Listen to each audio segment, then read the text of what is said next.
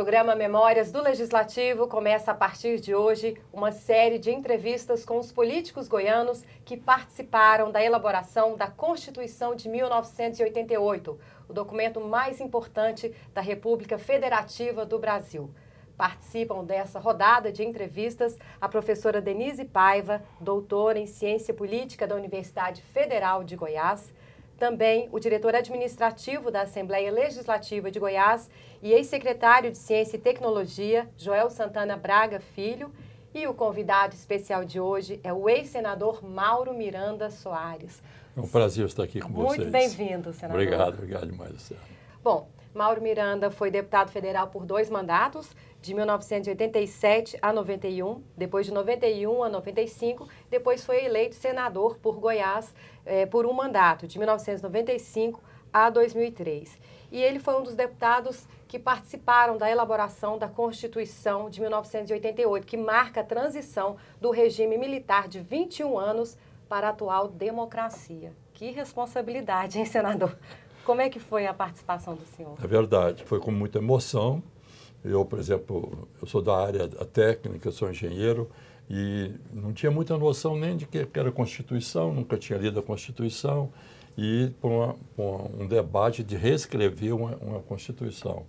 Então, de qualquer maneira, eu cheguei assim, muito aberto para também discutir tudo.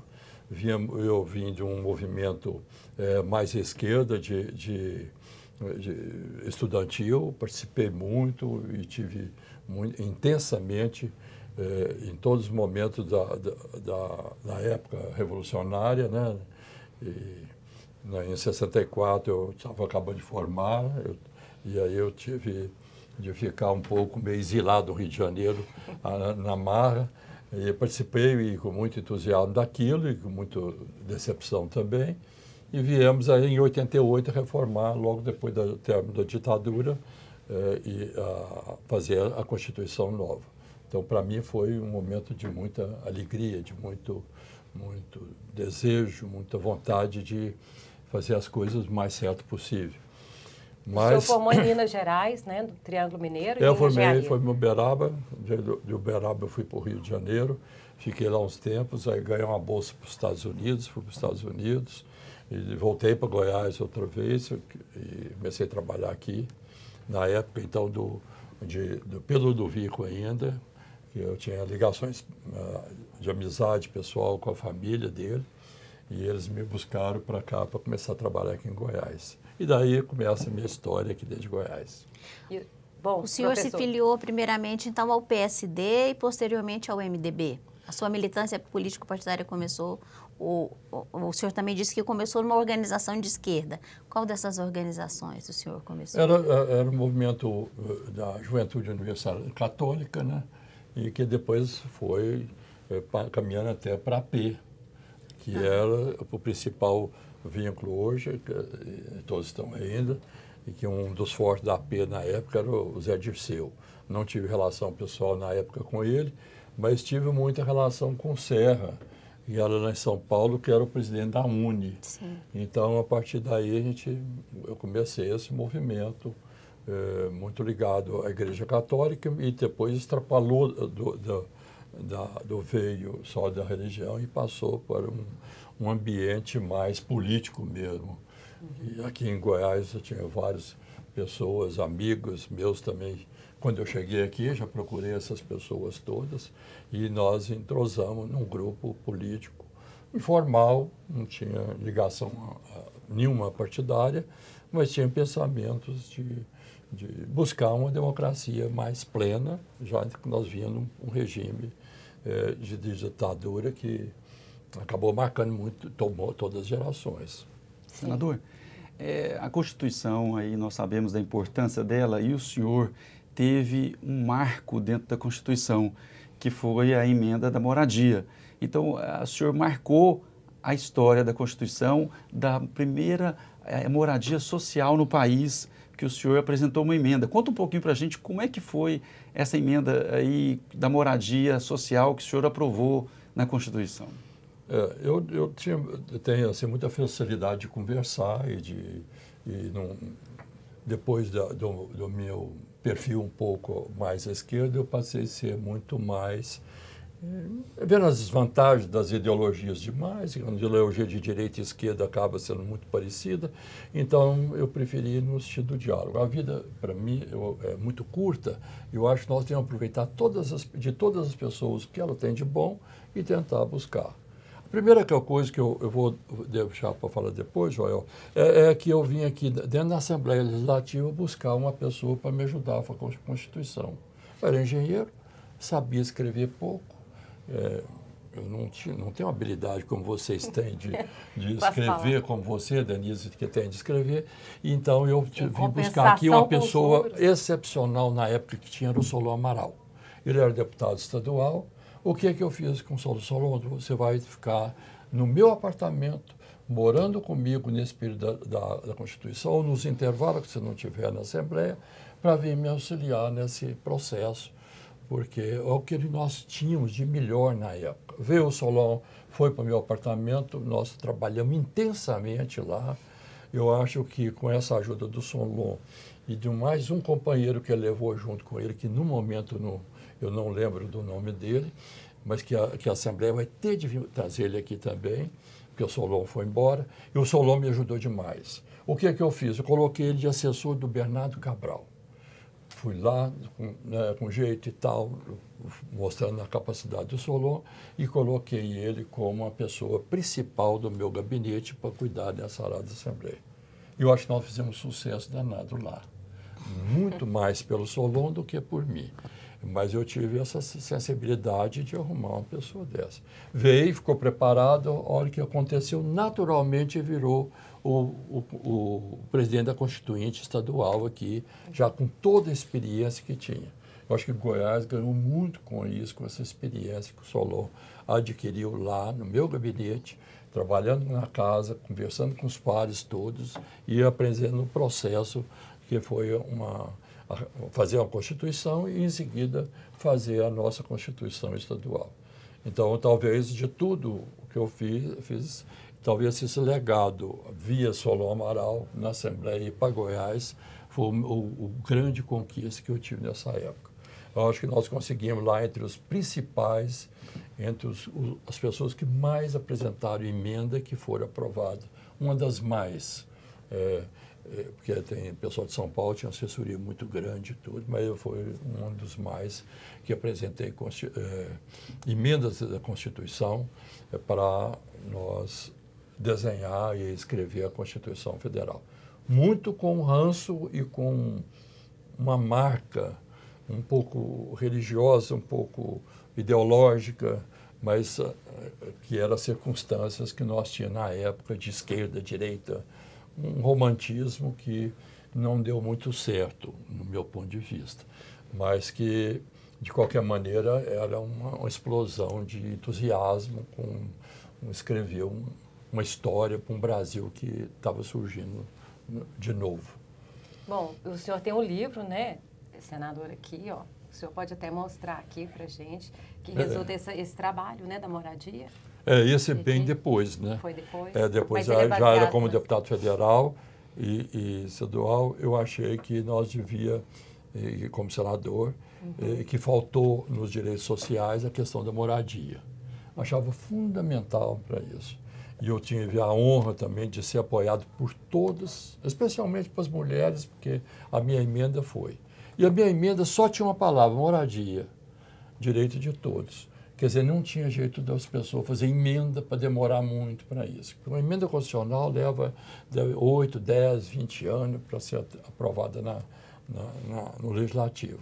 Mas essa aqui é a seguinte, a primeira coisa que eu fiz, colocar, eu entrei lá na Câmara, coloquei e pedi que toda a comissão fosse de mulheres, para nós cuidar dessa. Então, fui de casa em casa, assim como de articulação política, buscar lá o apoio das mulheres todas. E fizemos uma comissão só de mulheres, porque eu achava que a mãe era a pessoa que mais precisa da casa. Ainda mais um regime que nós tínhamos da mulher muito dentro de casa, e ela ia acompanhando a vida da família toda, era o esteio da família, e ela que cuidava mais dos filhos. Então a mulher sabia a dificuldade que é morar num lugar complicado, num ambiente ruim, e mudar todo dia de casa, porque não criava raízes onde é que ela morava. E aí nós trabalhamos, e foi essa emenda constitucional, foi aprovada por unanimidade na Câmara dos Deputados e depois no Senado. Então, unanimidade geral em tudo quanto é lugar. Mas mesmo assim demorou bastante tempo, acho que uns 4, 5 anos para fazer. Mas esse era um processo da emenda constitucional que eu andava debaixo do braço, em todo lugar que eu ia, eu pedia para a pessoa me dar apoio. Muitas pessoas ficam até pesarosas. Por que não foi eu que mandei essa emenda? É porque eu já tinha trabalhado aqui na Prefeitura de Goiânia, aqui, nos meus trabalhos, com a questão do mutirão da moradia, que foi feito no primeiro governo do Íris. Então, estava impregnado, porque a minha equipe fez no dia, nós fizemos lá 139 casas num dia só. E eu estava na frente. Quase morri de tanto cansaço. Nunca tinha trabalhado tanto. Mas valeu a pena porque deixa uma marca dentro de mim de mostrar a alegria de uma família chegar na sua casa e colocar, não, agora eu tenho a casa que eu estou morando. Especialmente para as mulheres. Eu acho que isso aí foi uma grande conquista que eu fiz. Além da experiência que o senhor teve na Prefeitura de Goiânia, o senhor diria que a proposição dessa emenda ela foi também um desdobramento da atuação do senhor na Assembleia Nacional Constituinte? Porque o espírito da Assembleia Nacional Constituinte, né, foi muito de garantia de um conjunto de direitos. A sociedade que saía de um regime autoritário, né, então tanto isso espelha até o próprio tamanho da Constituição, o quanto ela é detalhada, isso espelha muito aquele momento. Então o senhor vê isso como um desdobramento da atuação do senhor, além da experiência na Assembleia, aqui no governo, na Prefeitura de Goiânia, um desdobramento da atuação do senhor como deputado constituinte?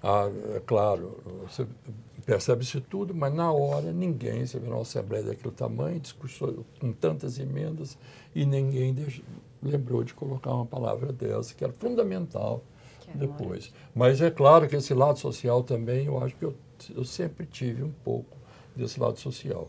No movimento de esquerda, por exemplo, eu trabalhei para alfabetização de adultos nas periferias da minha cidade, Uberaba.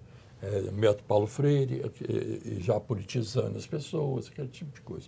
Então, eu tive essa feliz oportunidade de trabalhar também nessa área social e nas periferias também. Então, me ajudou muito nisso aí. Então, a Constituição, a Constituinte foi votada, eu acho que, não encerrando, quer dizer, um volume enorme, né? E que nos rege hoje a toda hora, que é aperfeiçoada a cada dia, mas que foi feita num momento muito de exacerbação também e cheio de romantismo, de ideal, que no outro dia o país ia ser outro. E dentro de mim tinha isso mesmo, de querer ser. E quantos votos errados que eu dei na Constituição também. É gozado que lá do outro lado, e que sempre perdia, praticamente perdia só por 1-0, tinha Roberto Campos, que tinha sido o ministro do Brasil nos Estados Unidos e um sujeito extremamente competente. E eu olhava, escutava ele já, que me despertou para essa outra análise das coisas, foi o Roberto Campos. Não votava para ele, mas eu não dava conta de contrapor a nenhuma afirmação dele, eu ficava impressionado com ele. Então eu votava do outro lado porque a onda, a paixão, o romantismo do momento, a juventude, elas me induziam. Esse pessoal teve aí, não deu conta, nós vamos ter que fazer diferente. E esse Roberto Campos, hoje eu acho que nós devíamos resgatar ele como um dos principais membros da conscientização brasileira. Era o Roberto Campos. É o símbolo da direita que era. É gozado, né? Sim. E eu cheguei lá de esquerda, com um olhar de esquerda em tudo e tal, querendo organizar. E na última hora eu apaixonei pelo... Ele sabia que ia perder, que ia ser a 0, mas ele falava uma hora e eu não dava conta de contrapor, pelos meus conhecimentos, as teses do Roberto Campos, de livre comércio, de liberalismo, com a preocupação social, mas com dinheiro, com o pé no chão para fazer o Brasil crescer. Gozado, né, Joel? Mas o Roberto Campos deixou aí a história no Brasil. Mas, senador, o que o senhor conta mais ali daquele período dentro do Congresso que mais chamou a atenção do senhor ali dentro da Constituição, ali, toda a estrutura política? O que o senhor mais marcou o senhor ali durante a Constituição? O senador vai falar daqui a pouquinho sobre essa turbulência, esse período turbulento da participação dele na Constituição, daqui a pouquinho, depois do intervalo.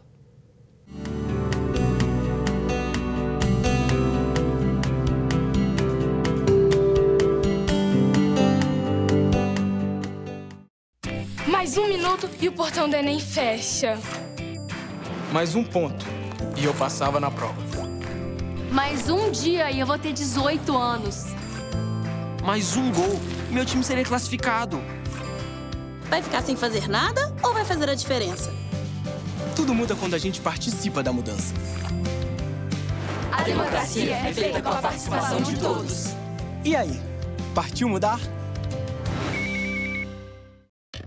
Era uma vez uma garrafa PET. Veio a reciclagem e a transformou em tecido, vassouras, madeira plástica e até casco de barco. Você tem um papel importante nessa história. Colocar os plásticos, papéis, vidros e metais no lixo seco, separados dos restos de alimentos e outros materiais orgânicos no lixo úmido. Isso facilita o trabalho dos catadores, gera empregos e poupa recursos naturais. Mude de atitude, separe o lixo e acerte na lata. Governo Federal.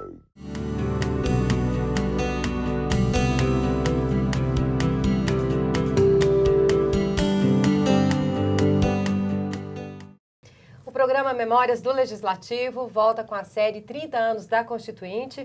O convidado especial de hoje é o ex-senador Mauro Miranda, ex-deputado federal também, que participou da elaboração do texto mais importante, né, da Constituição da nossa República do Brasil, que é a Constituição de 88.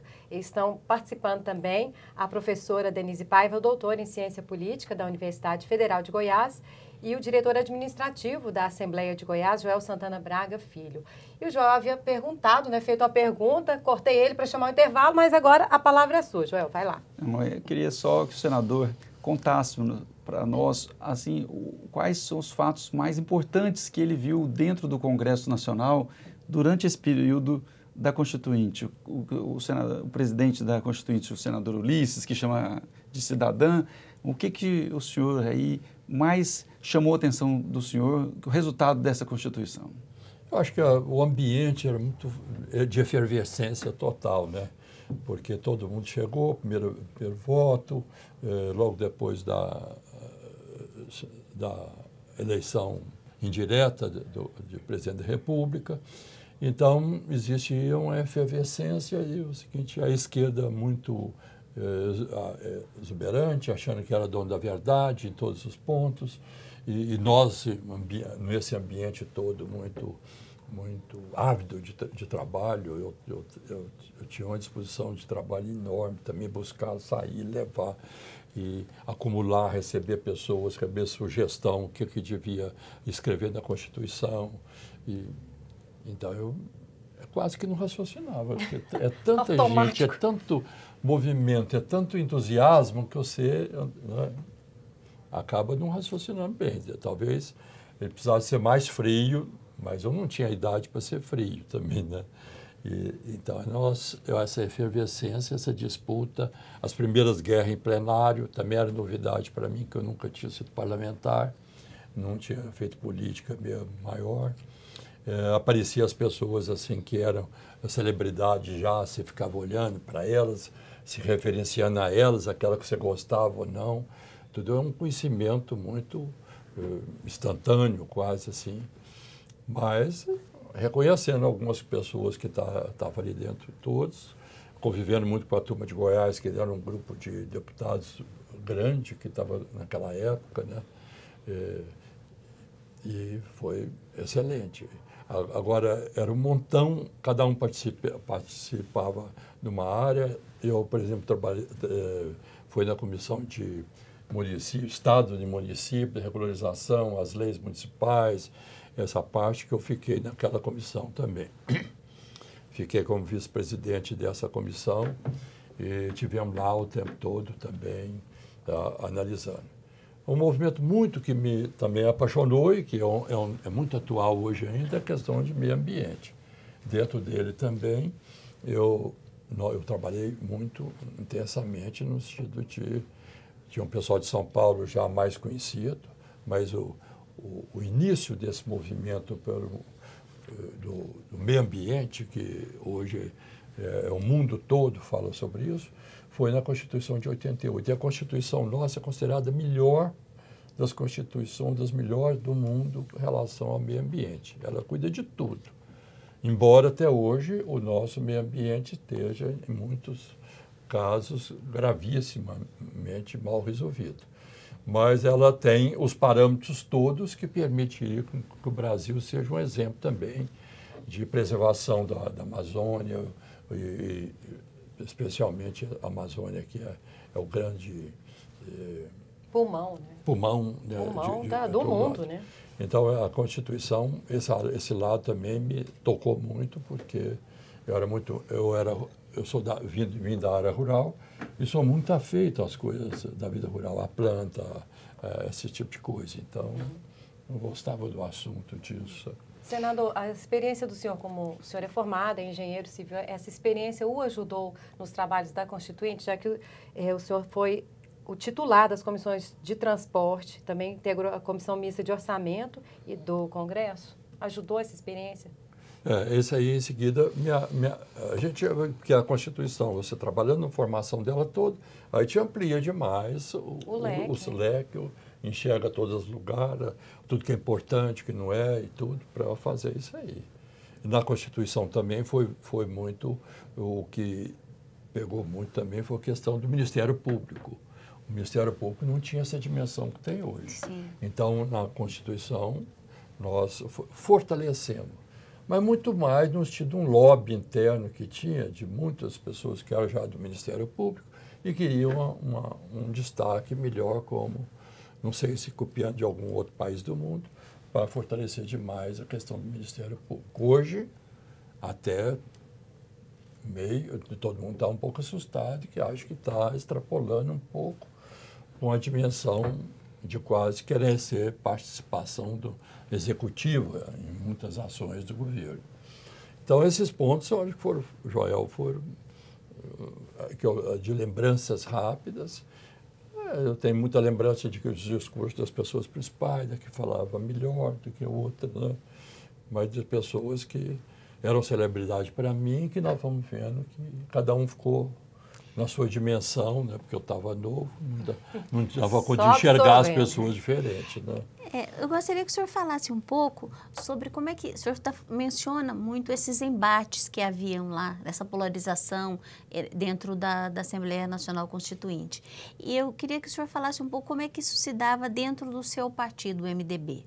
Porque, como hoje MDB, então PMDB, porque o senhor, por exemplo, fez uma trajetória, né? Veio de um movimento de esquerda, né? Passou pela JUC, pela P, depois foi para o MDB, né? Assim, o senhor mencionou há pouco o José Serra, outros que o senhor conheceu aí nessa militância política. Mas o MDB, pela própria característica dele, ele foi um partido que ele agregava liberais, né? Pessoas ligadas ao centrão, à esquerda, ou então ele abrigava naquela época pessoas do PCdoB, que era o Bloco Popular do PMDB.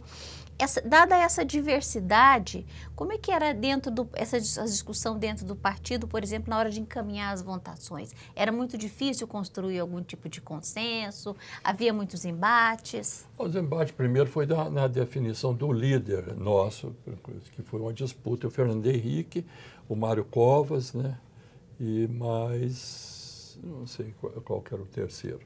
Mas, de qualquer maneira, o embate foi um sucesso. Para mim, uma coisa louca. O Mário Covas e o Fernando Henrique discutindo ali na hora. O Fernando Henrique era ali da esquerda, de um grupo que era nosso, mais ou menos.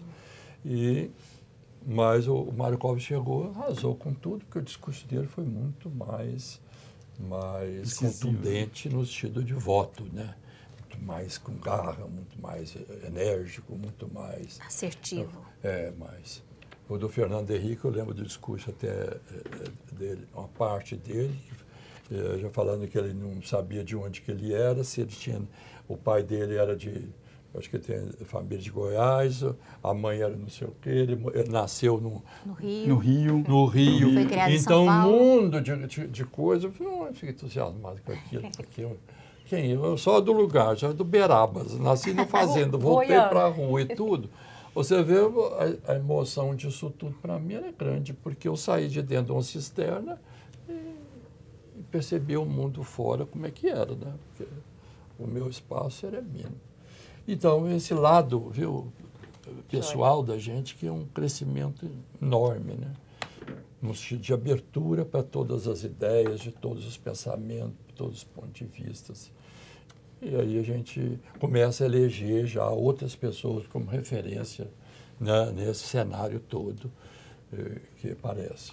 Você vê um sujeito desse, brota na minha mente hoje o Roberto Campos, que era o extremo da direita na época, né, que era, vamos falar assim, o meu inimigo quase de pensamento, de conduta e tudo, acabou sendo um que permaneceu mais tempo, ou que está até atual hoje.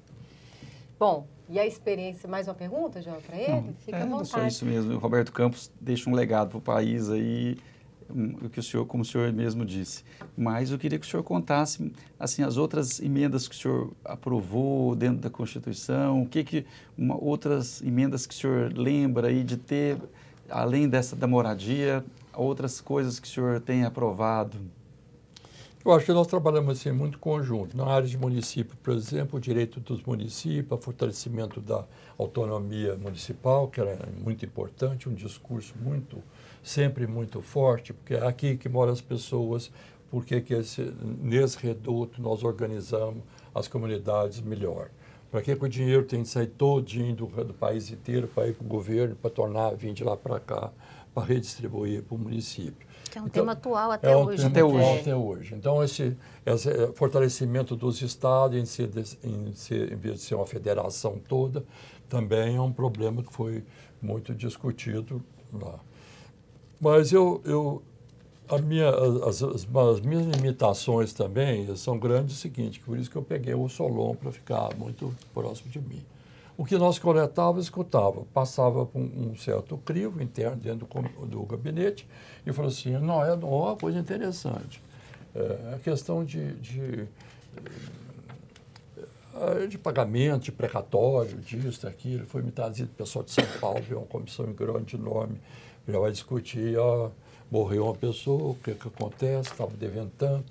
Então, é uma coisa tão nova para mim e eu era tão inexperiente, né, eu tenho que ser muito franco, para discutir cada assunto deles com uma certa profundidade que a Constituição existia.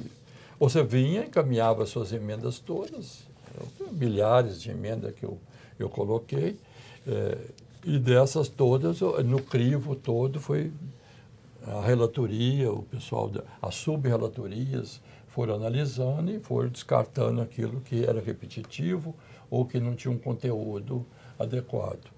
Então, aí chegou.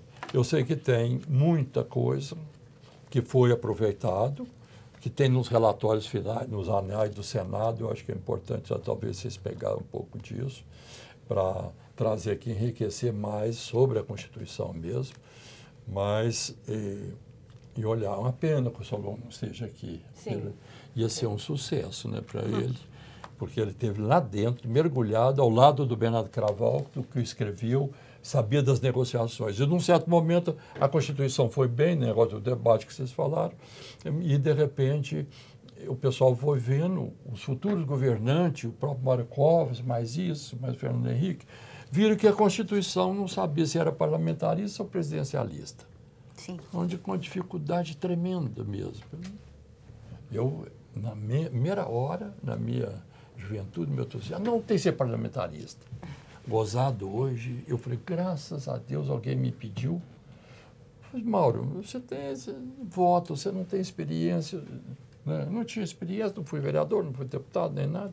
Ele falou, não dá para dar certo. Se for na Inglaterra, dá certo lá só. Aqui, nessas repúblicas nossas, né, latino-americanas, o sogro, o seu, o Marco Maciel, que teve um papel fundamental também, era um parlamentarista forte. E eu espelhava demais no Marco Maciel. Não, tem que ser parlamentarista por isso. Mas hoje eu tenho convicção contrária. Gozado, né? O senhor era um presidencialista. E o próprio Marco Maciel também votou a favor do presidencialismo depois. Depois votou para o presidencialismo, votou pelo parlamentarismo. O Zé Richa, pai desse Richa hoje, parlamentarista. O PSDB era todinho, o Fernando Henrique, parlamentarista, e ele pediu a prorrogação de mandato para ter mais 5 anos de mandato, ou 4 anos, como presidencialista, né? Gozado, né?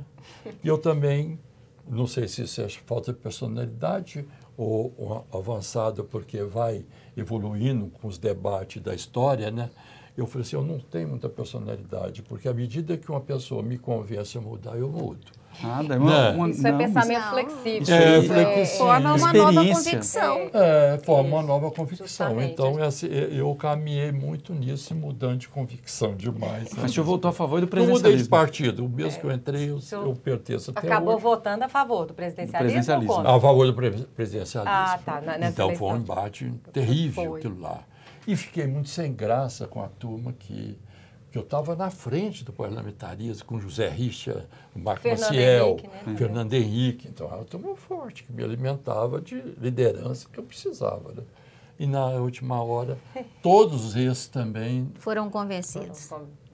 Convencidos, ou não sei, as circunstâncias fizeram você manter o seu ponto de vista. Para o equilíbrio do país, né, pelos partidos, né, senador? Eu acho que foi isso, para o bem-estar do país, o presidencialismo no momento. E ficou previsto o plebiscito que ocorreu em 93, justamente para que essa decisão fosse revista.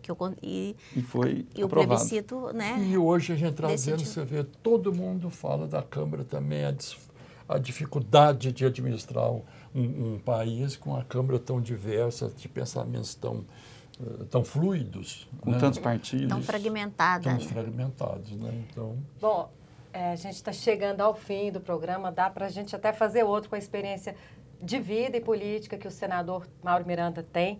Ele também participou da sessão, né, a favor do impeachment do presidente Collor na época. Foi outro turbilhão também que o senhor passou, né? Passei lá com ele. Quiser falar alguma coisa? Ajudei demais a derrubar ele. Derrubar, pronto. O importante é isso. A imprensa da novidade, o meu entusiasmo. Hoje, o que o senhor tem feito, o que está fazendo? O senador não participa mais do processo político, mas está de olho, né? O tempo todo ele é consultor, né, político também. Continua no MDB? É claro, eu estou à disposição de cada um para conversar a hora que quiser. Eu tenho muitos amigos no estado inteiro. Eu sempre fui deputado federal muito ligado ao interior. Ultimamente que eu passei um pouco para dentro da capital, gozado, eu fui isso tudo que você está falando, senador, deputado e tudo, e fiquei forte, conhecido das pessoas, por ser secretário municipal da Prefeitura de Goiânia. É importantíssimo, os políticos não descobriram que ser secretário da Prefeitura de Goiânia é importante. É importantíssimo. Toda hora você está na televisão, toda hora você discute, toda hora você se expõe. E foi a época que eu cresci muito politicamente, foi depois que eu saí de ser senador, constituinte e tudo, para ser um administrador municipal que faz as coisas diretamente para a pessoa. Executa mesmo. A casa dele, que nós fizemos um trabalho maravilhoso de quase 15 mil casas na popular, que eu tive na frente da Secretaria de... E até uma homenagem que o prefeito fez, não, você fez a emenda moradia, agora você vai ter de construir muita casa e bater o recorde de construção de casa dentro de Goiânia. Né? Então, você vai, e na área da construção do asfalto também, na porta da pessoa, Você vê um lamento de uma mãe com 2 filhos, gripado, com pneumonia e tal. Senador, pelo amor de Deus, essa poeira na minha porta. Não tem jeito. Depois vem um barro. Quer dizer, é um apelo direto seu. E aí eu me realizo mais próximo, sabe, gozado, né? Das pessoas, porque facilita. Melhora a qualidade de vida. E elas te cobram mais, elas te... Estão ali de frente, é humano, é humano, né? É humano ali. Não tem São 2 filhos ali do lado, eu estou vendo. Não tem ele estava medo, gripado, né? chegou a ambulância, pegou os 2 meninos e foi embora. Eu estava na porta da casa. Você não... É uma realidade nua, crua, do seu lado, e você tem que participar, ajudar a decidir. Senador, então, valeu a pena tudo que o senhor fez hoje? O senhor faria de novo, faria diferente? Faz as considerações finais aí para os 30 anos da Constituição. Eu já faria, mas eu penso que faria muita coisa. Eu tenho um pensamento também assim, muito interessante demais, mas está muito fechado ainda, eu acho que não convém falar nada, não. Mas, se não for palavrão, pode falar tudo no instituto que desse referência nacional e internacional para Goiás. O meu pensamento hoje é isso, eu estou trabalhando em cima disso com toda a paixão também, muito disperso, porque eu sou uma pessoa dispersa. Convidar o Joel também, depois falar para você do Instituto, porque Goiás não tem uma referência ainda, infelizmente não. Se nós precisássemos chamar Michelle Obama para ir em algum lugar em Goiânia ou em Goiás, você levaria ela onde, Denise? Aí você ficou na dúvida, o Joel também. Não. Nós não temos, nós precisamos de ter. Nós temos referência para dizer, não, Goiás onde é mais Goiás? Goiânia, uma cidade maravilhosa dessa, não é perto de Brasília e tal. Mas nós precisamos de ter uma referência cultural que seja líder. E talvez fazer um instituto desse que seja referência mundial. Porque se nós temos um meio ambiente, se hoje nós vamos poder ter os remédios todos daqui até o ano 2030, vão ser das plantas e dos animais. E nós não temos no Brasil nada um instituto de biotecnologia, que seria esse um instituto desse, capaz de estudar isso tudo, de fiscalizar esses defensivos agrícolas em tudo quanto é lugar, de gerar, de buscar um bichinho, uma borboletinha desse tamanhozinho para proteger uma só planta, porque ela é inimiga daquele... Então, essas coisas estão dentro da minha cabeça, eu estou pensando, eu estou vivendo com isso ainda hoje, com o maior entusiasmo possível. Mas vamos ver se eu dou conta de... eu penso que se eu fizer uma reunião grande, o senhor começando, isso já é um grande passo. Eu estou pelo menos começando a falar, já conversei com umas 100 e tantas pessoas já. Parabéns. Já fiz várias reuniões, pequeninhas, mas estão fazendo. E não tem isso pronto, nada. Qualquer pessoa que tiver uma ideia melhor, corra e o que eu quero acoplar para fazer, na hora que sair também. Então, estou sonhando com outra coisa agora. Que sonhar é mais preciso. Concreto, que é um negócio que atinja todos os goianos e o que eu gostaria de que tivesse referência. Não, nós vamos trazer o Instituto Mauro Miranda, já pensou? Não, absolutamente. Eu não quero nada. Não? Eu não quero nem Mauro Miranda de cor, nem Mauro Miranda na parede. Gozado, eu tenho... Não quero ficar. Mas é de se pensar, tem que continuar sonhando. Mas, de qualquer maneira, é o seguinte, eu quero que o Macron venha aqui atrás de uma planta famosa, que um líquen que seja que na árvore, que ele fala, não, esse líquen aqui melhorou a qualidade de vida do povo brasileiro, ou ele é fundamental no remédio tal que nós precisamos para salvar a vida. Que bom. Então, esse lado que eu estou preocupado hoje. É uma coisa meio sonhadora, mas... O que eu te fazer, né? Se a gente não sonhar, se a gente não vive, sonhar, né? não vive. Justamente. Parabéns, o senhor ainda continuar sonhando. Com 77 anos de vida. Parabéns, viu? Minha filhada querida, viu? É uma honra poder entrevistar, meu padre. Então, eu estou muito grato, Joel, demais pela essa chance que você deu. Que isso, Externo aí, sou presidente da Assembleia. Fala que eu contribuí com a Assembleia, levando o Solon para lá na época, e que o Solon merece também. Ou alguém dele, alguma pessoa, alguém que trabalhou com ele, contar o trabalho tão intenso que ele fez na Assembleia Nacional Constituinte. Eu acho que qualquer coisa que eu fiz maior, o Solon foi lá, nesse período da Constituição, ele esteve junto comigo. Que bom. Parabéns, senhor, por ter vindo. A gente agradece muito a participação do senhor aqui. Eu que agradeço. Estou feliz demais. Muito... É para despedir com a mão também. Não, a gente pode, aqui é descontraído, senador. Denise, muito obrigada pela sua participação também. Enriqueceu demais as perguntas aqui. Denise Paiva, doutora em Ciência Política pela Universidade Federal de Goiás. Eu que agradeço o convite. Suas considerações finais, quiser falar alguma coisa da emoção aqui de participar? Eu acho que foi muito importante esse primeiro, né, com a participação do senador, essa primeira entrevista, né, eu acho que abre essa série aí para dar continuidade, para a gente relembrar esse momento tão importante, né, do processo constituinte brasileiro, que nós comemoramos 30 anos esse ano. Então, foi muito um prazer estar aqui com vocês. O prazer foi todo nosso. Joel Santana. Eu agradeço ao senador Mauro Miranda. Acredito que ele seja tão atual porque o senador aqui veio hoje dar o seu depoimento nos 30 anos e falando de tecnologia, né, senador? Isso é o nosso futuro.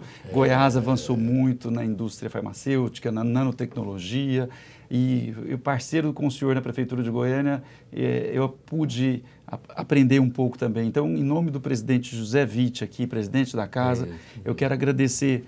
A Assembleia Legislativa agradece a presença do senhor, agradece o seu tempo e a sua inteligência, a sua vida política, o seu exemplo de vida, porque hoje, nesse mundo que a gente está vivendo, dessa política tão conturbada, ter pessoas do seu calibre, pessoas com a sua moral para poder passar para o jovem, para todas as pessoas que convivem no ambiente político, uma pessoa que tem aí essa memória e que está pensando no futuro. Parabéns, senador Mauro Miranda, parabéns, Assembleia, parabéns, presidente José Witt. Ok, muito obrigada. E obrigada a você também que nos acompanhou. O programa Memórias do Legislativo vai ficando por aqui. 30 anos da Constituinte. Com certeza voltaremos com outro entrevistado de peso também. Continue com a gente pelo canal 61.2 HDTV ou pelo canal 8 da NET e ainda pelas nossas redes sociais. Até mais!